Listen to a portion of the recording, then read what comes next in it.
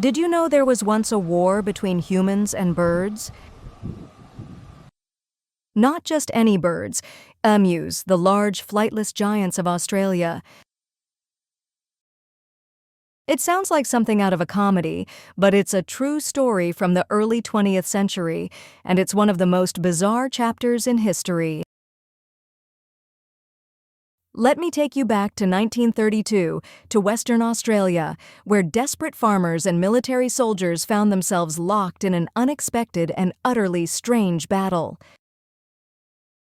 After World War I, many Australian veterans were given farmland as part of a government settlement scheme.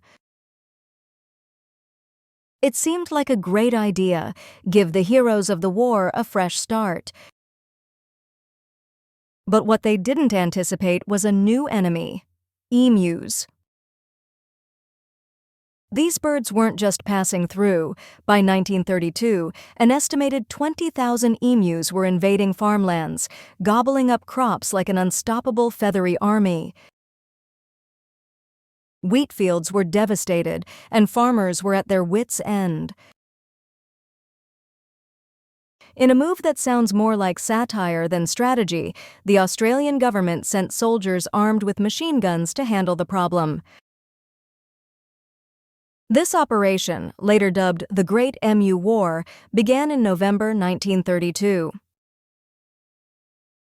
The goal? To control the emu population and save the crops. But here's where things took a wild turn. Emus, it turns out, are not just fast runners. They're incredibly agile and surprisingly smart. They scattered into small groups, darting in every direction, making them nearly impossible to hit. Even with their heavy firepower, the soldiers only managed to kill about 10,000 emus over several weeks. Meanwhile, the rest of the emus kept feasting on crops, seemingly unbothered. The soldiers found themselves humiliated. The emus outsmarted them at every turn, hiding in dense vegetation or simply outrunning the humans.